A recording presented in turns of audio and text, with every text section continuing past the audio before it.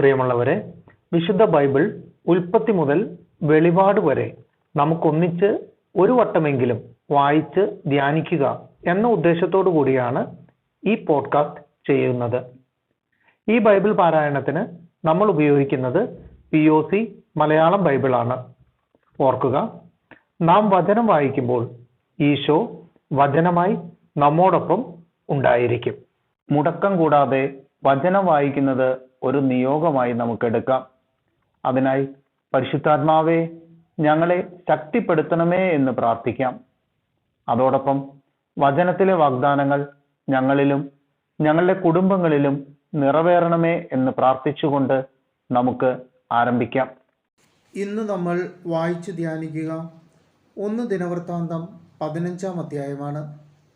ഉടമ്പടിയുടെ പേടകം ജെറുസലേമിലേക്ക്. ദാവീദ് ജെറുസലേമിൽ തനിക്ക് വേണ്ടി കൊട്ടാരങ്ങൾ നിർമ്മിച്ചു. ദൈവത്തിൻ്റെ പേടകത്തിന് സ്ഥലം ഒരുക്കി, കൂടാരം പണിതു. ദാവീദ് ആജ്ഞാപിച്ചു, കർത്താവിൻ്റെ പേടകം വഹിക്കാനും അവിടത്തേക്ക് എന്നും ശുശ്രൂഷ ചെയ്യാനും പ്രത്യേകം തെരഞ്ഞെടുക്കപ്പെട്ടിട്ടുള്ള ലേവ്യരല്ലാതെ മറ്റാരും പേടകം വഹിക്കരുത്. സജ്ജമാക്കിയ സ്ഥലത്തേക്ക് പേടകം കൊണ്ടുവരാൻ ദാവീദ് ഇസ്രായേലിയരെ ജെറുസലേമിൽ വിളിച്ചുകൂട്ടി. അഹ്റോന്റെ പുത്രന്മാരെയും ലേവ്യരെയും ദാവീദ് വിളിച്ചു.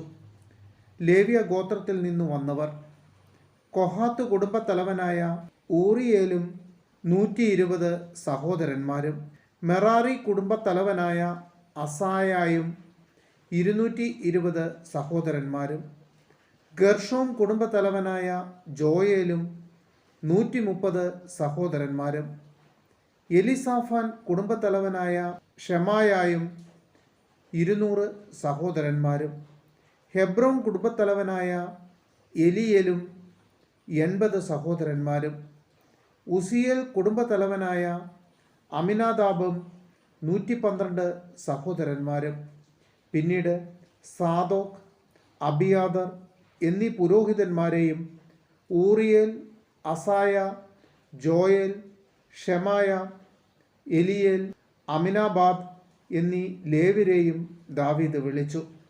അവൻ പറഞ്ഞു, നിങ്ങൾ ലേവി ഗോത്രത്തിലെ കുടുംബത്തലവന്മാരാണല്ലോ. ഇസ്രായേലിൻ്റെ ദൈവമായ കർത്താവിൻ്റെ പേടകം കൊണ്ടുവന്ന് അതിനായി സജ്ജീകരിച്ചിരിക്കുന്ന സ്ഥലത്ത് വയ്ക്കുന്നതിന് നിങ്ങളെ തന്നെയും നിങ്ങളുടെ സഹോദരന്മാരെയും ശുദ്ധീകരിക്കുവിൻ. ആദ്യത്തെ പ്രാവശ്യം നിങ്ങളല്ല അത് വഹിച്ചത്. വിധിപ്രകാരം പ്രവർത്തിക്കാതിരുന്നതിനാൽ അന്ന് ദൈവം നമ്മെ ശിക്ഷിച്ചു. അതുകൊണ്ട് ഇസ്രായേലിൻ്റെ ദൈവമായ കർത്താവിൻ്റെ പേടകം കൊണ്ടുവരാൻ പുരോഹിതന്മാരും ലേവ്യരും തങ്ങളെ തന്നെ ശുദ്ധീകരിച്ചു. മോശ വഴി കർത്താവ് നൽകിയ കൽപ്പനയനുസരിച്ച് ലേവ്യർ ദൈവത്തിൻ്റെ പേടകം അതിൻ്റെ തണ്ടുകൾ തോളിൽ വെച്ച് വഹിച്ചു. കിന്നരം, വീണ, കൈത്താളം എന്നിവ ഉപയോഗിച്ച് അത്യുച്ചത്തിൽ ആനന്ദാരവം മുഴക്കുന്നതിന് ഗായകന്മാരായി സഹോദരന്മാരെ നിയമിക്കാൻ ദാവീദ് ലേവി കുടുംബത്തലവന്മാരോട് ആജ്ഞാപിച്ചു.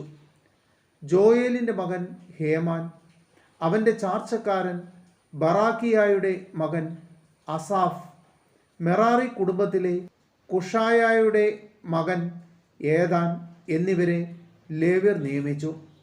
അവർക്ക് താഴെ അവരുടെ ചാർച്ചക്കാരായ സക്കറിയ, യാസിയേൽ, ഷെമിറാമോത്ത്, യഹിയേൽ, ഉന്നി, എലിയാബ്, ബനായ, മാസേയ, മത്തീത്തിയ, എലിഫലേഹു, മിക്നേയ എന്നിവരെയും ഓബദ് ഏദോം, ജയിയേൽ എന്നീ ദ്വാരപാലകന്മാരെയും നിയമിച്ചു.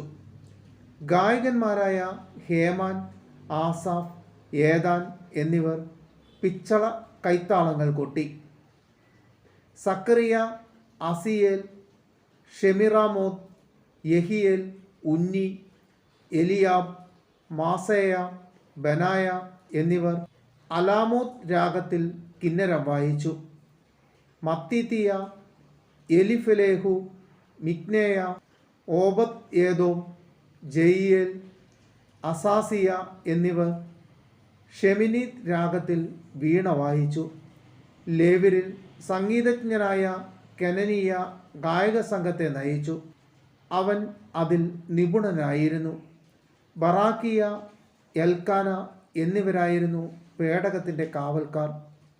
ഷെബാനിയ, യോസഫാത്ത്, നെഥാനേൽ, അമസായി, സക്കറിയ, ബനായ, എലിയേസർ എന്നീ പുരോഹിതന്മാർ ദൈവത്തിൻ്റെ പേടകത്തിന് മുൻപിൽ കാഹളം മുഴക്കി.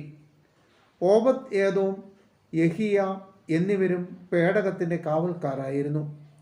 ദാവീദും ഇസ്രായേലിലെ ശ്രേഷ്ഠന്മാരും സഹസ്രാധിപന്മാരും കർത്താവിൻ്റെ ഉടമ്പടിയുടെ പേടകം ഓബദ് ഏദോമിൻ്റെ വീട്ടിൽ നിന്ന് കൊണ്ടുവരുന്നതിന് ആഹ്ലാദത്തോടെ പുറപ്പെട്ടു. പേടകം വഹിച്ച ലേവ്യരെ ദൈവം സഹായിച്ചതിനാൽ അവർ 7 കാളകളെയും 7 മുട്ടാടുകളെയും ബലിയർപ്പിച്ചു. ദാവീദും പേടകം വഹിച്ചിരുന്ന ലേവ്യരും ഗായകന്മാരും ഗായക സംഘത്തിൻ്റെ നായകനുമായ കെനനിയായും നേർത്ത ചണവസ്ത്രം ധരിച്ചിരുന്നു. ദാവീദ് ചണം കൊണ്ടുള്ള എഫോദ് അണിഞ്ഞിരുന്നു. ഇസ്രായേൽ ആർപ്പ് വിളിയോടും കൊമ്പ്, കുഴൽ, കൈത്താളം, കിന്നരം, വീണ എന്നിവയുടെ നാദത്തോടും കൂടെ കർത്താവിൻ്റെ ഉടമ്പടിയുടെ പേടകം കൊണ്ടുവന്നു. പേടകം ദാവീദിൻ്റെ നഗരത്തിലെത്തിയപ്പോൾ സാവൂളിൻ്റെ മകൾ മിഖാൽ ദാവീദ് രാജാവ് നൃത്തം ചെയ്യുന്നതും പാടുന്നതും കിളിവാതിലിലൂടെ കണ്ടു. അവൾ അവനെ നിന്ദിച്ചു.